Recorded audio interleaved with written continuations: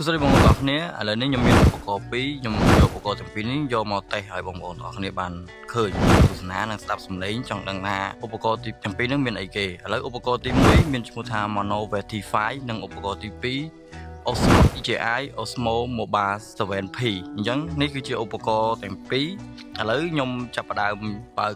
Osmo Mobile 7P អានេះគឺជា DJI ក៏ដូចជាគេហៅថាដងទល់លំនឹងសម្រាប់ដងទប់លំនឹងនេះដែរគឺយើងបានដឹងហើយខ្ញុំធ្លាប់បង្ហាញពីវីដេអូមុនហើយអញ្ចឹងមុខងាររបស់ដងទប់លំនឹងនេះគឺធ្វើឲ្យរូបភាពយើងច្បាស់និងលំនឹងរបស់យើងនៅក្នុងការទប់រូបហ្នឹងវាមានសកម្មភាពនឹងគឺជំនួយទៅដល់ការទប់លំនឹងនៃទូរស័ព្ទឲ្យមានភាពនឹងនិង smooth មិនមែនជាដងធ្វើឲ្យរូបភាពនឹងច្បាស់ទេរូបភាពច្បាស់គឺអាស្រ័យទៅលើកាមេរ៉ារបស់ទូរស័ព្ទឬក៏កាមេរ៉ាដែលយើងថតវីដេអូហ្នឹងអាហ្នឹងគឺមុខងាររបស់វាគឺទប់លំនឹងណាបងប្អូនហើយទៀតដែរគឺគេហៅថាសម្រាប់ស្រូបសំឡេងគឺ Mono Vertify សម្រាប់ស្រូបសំឡេងនេះគឺជាឧបករណ៍ wireless ដែលខ្ញុំកំពុងតែដាក់ផ្ទាល់ទៅហ្នឹងអាហ្នឹងដែរវានេះបងប្អូននេះនៅក្នុងប្រអប់របស់វានេះនៅក្នុងប្រអប់ Mono Vertify ហ្នឹងវាមានឧបករណ៍ស្រូបសំឡេងនេះអាទូចនេះដែលយើងដាក់នៅភ្ជាប់នៅកអាវឬក៏យើងដាក់ភ្ជាប់នៅកន្លែងណាដើម្បីស្រូបសំឡេងរបស់យើងឲ្យបានច្បាស់ហើយរយៈចម្ងាយរបស់វាគឺបានរហូតទៅដល់300ម៉ែត្រឥឡូវនេះខ្ញុំកំពុងតែធ្វើការតេស្តឧបករណ៍ទាំងអស់ហ្នឹងជាមួយគ្នាភ្ជាប់direct ចង់ដឹងថាលំនឹងហើយនឹងរូបភាពដែលខ្ញុំដាក់ហ្នឹងវាមានរូបភាពបាសនិងសំឡេងបាសកម្រិតណាហើយរូបភាពនឹងឬក៏រេតាមសកម្មភាពរបស់យើងដែលប្រើដងទប់លំនឹងហ្នឹងឥឡូវទៅទស្សនាវីដេអូហ្នឹងទាំងអស់គ្នាខ្ញុំភ្ជាប់ដងទប់លំនឹងហ្នឹងជាមួយនឹងម៉ៃស្រូបសំឡេង Mono Vertify នេះជាមួយគ្នាតែម្ដងឥឡូវយើងយកទាំងពីរហ្នឹងទៅដាក់មកជាមួយគ្នាហើយឥឡូវយើងទស្សនារូបភាពហ្នឹងទាំងអស់គ្នាខ្ញុំចាប់ដើមភ្ជាប់ទូរស័ព្ទជាមួយនឹងនេះហើយនេះចង់ដឹងថាខ្ញុំភ្ជាប់យ៉ាងម៉េចឥឡូវខ្ញុំថតវីដេអូនេះឲ្យបងប្អូនបានឃើញទាំងអស់គ្នាទី1ខ្ញុំយក Mono Vertify យកទៅភ្ជាប់ជាមួយនឹងទូរស័ព្ទ13 Pro Max និងភ្ជាប់ជាមួយនឹងដងទប់លំនឹង Osmo Mobile 7P នេះបងប្អូនឥឡូវទស្សនារូបភាពដែលខ្ញុំនៅឆ្ងាយចង់ដឹងថាในការដែលរូបភាពដែលវា smooth និងថតចេញពីដង Osmo Mobile 7P ហ្នឹងហើយនឹងសំឡេងស្រូបចេញពី Mono Vertify ហ្នឹងសំឡេងវាច្បាស់កម្រិតណាឥឡូវទស្សនាវីដេអូនឹងទាំងអស់គ្នាឥឡូវខ្ញុំធ្វើការដើរមកឲ្យឆ្ងាយបន្តិច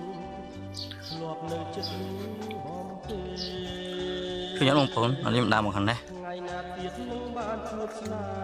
មើលចង់ដឹងថាទូរស័ព្ទហ្នឹងវារេតាមយើងឬអត់អញ្ចឹងណាបងប្អូននេះឥឡូវខ្ញុំមកខាងនេះវិញខ្ញុំមិនដែរបងប្អូន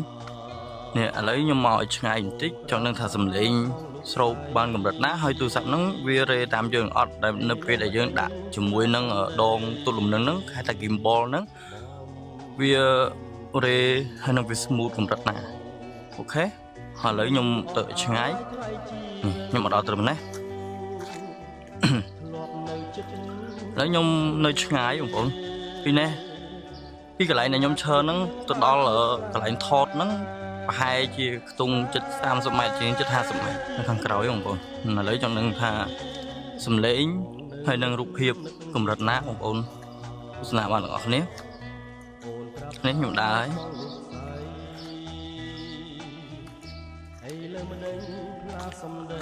មិនដែរសំឡេងហើយនឹងរូបភាពទទួលយកបានអត់បងប្អូននេះខ្ញុំធ្វើការតេស្តជាមួយនឹងដងហើយក៏ដូចជាទូរស័ព្ទដែលថតហ្នឹងនៅភ្ជាប់ជាមួយនឹង Mobile 7P នេះបងប្អូនឥឡូវខ្ញុំមកខាងនេះវិញហើយឥឡូវខ្ញុំដើរមកខាងនេះទៀតនឹងថាវារេតាមយើងឬអត់បងប្អូននេះឥឡូវខ្ញុំមកឲ្យមានច្រើនហើយខ្ញុំចេញមកនេះវិញអូខេខ្ញុំអង្គុយនៅខាងក្រៅម្ដងខ្ញុំនឹងថាវារេតាមយើងហើយសំឡេងស្រូបបានច្បាស់កម្រិតណាបងប្អូនមើលវីដេអូហ្នឹងហើយចង់ដឹងថាសំឡេងឬក៏កម្រិតនៅក្នុងការរេនៃដងទល់លំនឹងហ្នឹង smooth អីអញ្ចឹងបងប្អូនអាច comment នៅខាងក្រោមវីដេអូនេះបានអញ្ចឹងណាបងប្អូនឥឡូវខ្ញុំធ្វើការតេស្តផ្ទាល់ហើយអញ្ចឹងពេលដែលបងប្អូនសម្រេចចិត្តនៅក្នុងការទិញឧបករណ៍នឹងប្រើប្រាស់បងប្អូនអាចមើលវីដេអូនេះបានព្រោះឥឡូវខ្ញុំតេស្តទាំងពីរហ្នឹងខ្ញុំតេស្ត Mono Vertify ជាមួយនឹងដងទល់លំនឹង Osmo Mobile 7P ហ្នឹងមកខាងនេះឥឡូវខ្ញុំដើរចូលទៅកន្លែងដែលមានដើមឈើស្មុគស្មាញហើយចង់ដឹងថាតើឧបករណ៍ហ្នឹងនៅអាចចាប់យើងបានធម្មតាឬអត់អញ្ចឹងណាបងប្អូននេះ នឹងថាវានៅចាប់យើងបានច្បាស់ឬអត់ច្បាស់កម្រិតណាអញ្ចឹងបងប្អូនអាចវា smooth អត់អីចឹងណាឥឡូវបានទស្សនាទាំងគ្នាហើយឥឡូវខ្ញុំដើរមកទៀតហើយខ្ញុំដើរមកខាងនេះវិញម្ដងខ្ញុំមកខាងក្រោយនេះឥឡូវខ្ញុំចេញពីកន្លែងហ្នឹងខ្ញុំទៅរកកន្លែងដែលមានគេហៅថាខ្ញុំតេស្តមានដើមឈើស្មុកស្មាញអីជាច្រើនអញ្ចឹងតើវានឹងចាប់រូបយើងបានឬអត់អញ្ចឹងណាបងប្អូន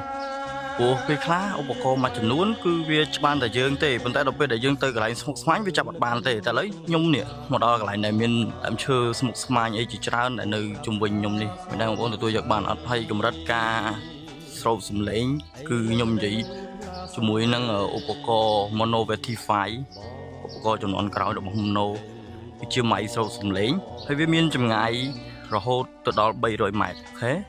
អញ្ចឹងខ្ញុំសូមធ្វើការចេញពីទីតាំងហ្នឹងខ្ញុំទៅទីតាំងមួយទៀតដែលមានកន្លែងស្រឡះទៅតេស្តទីតាំងថ្មីមួយទៀតអូខេឥឡូវនេះខ្ញុំមកដល់ទីតាំងនេះហើយបងប្អូនអាចទស្សនាបានហើយខ្ញុំដើរទៅឲ្យឆ្ងាយបន្តិចដើរចេញពីដងហ្នឹងឲ្យឆ្ងាយ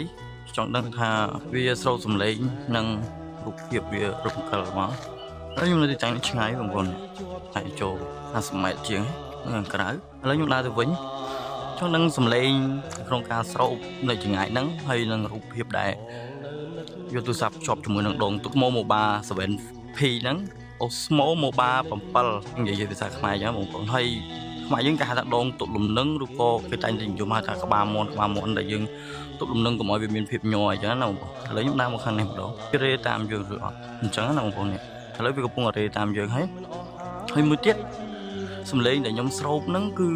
បងប្អូនបានដឹងហើយខ្ញុំនិយាយពីវីដេអូមុនដែរអញ្ចឹងគឺខ្ញុំស្រោបនៅជាមួយនឹង Vertify គឺម៉ៃស្រោបសំឡេងដែលគេហៅថាម៉ៃ wireless ដែលយើងភ្ជាប់ជាមួយនឹងទូរស័ព្ទអញ្ចឹងណាបងប្អូនអញ្ចឹងទំចង្អាយប៉ុណ្ណេះអីសំឡេងមិនដែរខ្ញុំនៅរយៈឆ្ងាយប៉ុណ្ណេះហើយពេលដែលខ្ញុំនិយាយទៅគឺស្រោបសំឡេងតាមអាម៉ៃហ្នឹងអញ្ចឹងខ្ញុំនៅឆ្ងាយប៉ុណ្ណឹងបងប្អូនហើយខ្ញុំដូរទីតាំងថ្មីមួយទៀតឥឡូវខ្ញុំមកទីតាំងនេះវិញចង់ដឹងថាទីតាំងដែលខ្ញុំដើរនេះហើយនឹងកន្លែងមិញហ្នឹងវាមានចង្អាយប៉ុណ្ណាហើយខ្ញុំទស្សនាវីដេអូហ្នឹងទាំងអស់គ្នាបងប្អូនហើយខ្ញុំនិយាយតែអញ្ចឹងគឺខ្ញុំបានភ្ជាប់ជាមួយនឹងឧបករណ៍ស្រោបសំឡេង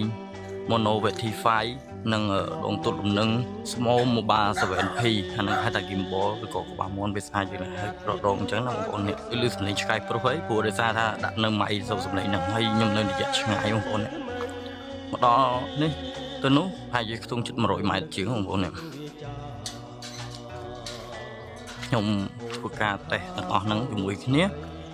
ឡូវខ្ញុំដើរទៅវិញហើយខ្ញុំថតឧបករណ៍ហ្នឹងឲ្យបងប្អូនមើលនេះខ្ញុំឥឡូវខ្ញុំដើរទៅថតឧបករណ៍ហ្នឹងឲ្យបងប្អូនមើលទាំងអស់គ្នាឥឡូវខ្ញុំដើរមកខាងនេះចង់ដឹងថាឧបករណ៍ហ្នឹងរេមកតាមខ្ញុំឬអត់អញ្ចឹងណាបងប្អូននេះឥឡូវខ្ញុំដើរមកខាងនេះឥឡូវណាមកឲ្យបងប្អូនថាដើរបងនៅតែកន្លែងមួយកន្លែងអញ្ចឹងណាឥឡូវខ្ញុំដើរគ្រប់កន្លែងចង់ដឹងថាការទប់លំនឹងរបស់ដងហ្នឹងហើយរូបភាពនៅក្នុងការស្រោបសំឡេងចេញពីវីដេអូមួយហ្នឹងច្បាស់កម្រិតណាអញ្ចឹងបងប្អូនអាចសន្និដ្ឋានបានហើយអញ្ចឹងខ្ញុំធ្វើវីដេអូនេះគឺចែករំលែកទៅដល់បងប្អូនទាំងអស់គ្នាដែលគាត់ត្រូវការតម្រូវការម៉ៃស្រោបសំឡេងក៏ដូចជាដងទល់លំនឹងអញ្ចឹងឥឡូវខ្ញុំតេស្តផ្ទាល់ហើយពេលដែលបងប្អូនទិញទៅគឺមានភាពងាយស្រួលព្រោះខ្ញុំតេស្តផ្ទាល់ឲ្យបងប្អូនបានឃើញពីសមត្ថភាពនៅក្នុងការស្រោបសំឡេងក៏ដូចសមត្ថភាពរបស់ដង Osmo Moba 7ហ្នឹងនៅក្នុងការទប់លំនឹងចង់ដឹងថាវា smooth កម្រិតណាមាន AI មិន function បច្ចេកអីផ្សេងនៅក្នុងវីដេអូហ្នឹងជាក់ស្ដែងឲ្យបងប្អូនអញ្ចឹងណាហើយមកខាងនេះវិញឃើញបងប្អូនមិនដែរខ្ញុំដើរមកខាងនេះខ្ញុំដើរមកកន្លែងដែលមានរុក្ខជាតិឬក៏ដើមឈើអញ្ចឹងខ្ញុំថាវាអាចទប់លំនឹងហើយវាចាប់យករូបភាពរបស់យើងបានកម្រិតណាបងប្អូនហើយឥឡូវកំពុងខ្យល់ផងនេះហើយខ្ញុំប្រើគេហៅថា noise បងកាត់សំឡេង noise ណាបងប្អូនអាកម្រិតនៅក្នុងការកាត់សំឡេង noise យើងឮខ្យល់មែនប៉ុន្តែវាស្រោបតិចចូលទៅក្នុងហ្នឹងប៉ុន្តែវាឮតែសំឡេងយើងជាក់ស្ដែងជាងនៅក្នុងវីដេអូហ្នឹងអញ្ចឹងណាឥឡូវខ្ញុំដាក់ម្ដងនេះខ្ញុំមិនដែរឥឡូវខ្ញុំដាក់ទៅវិញ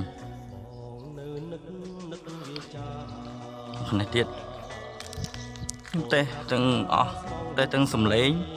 តេស្តទាំងការទប់លំនឹងនៅក្នុងទូរស័ព្ទហ្នឹងដូចគ្នាហើយភ្ជាប់ជាមួយនឹងដងហ្នឹង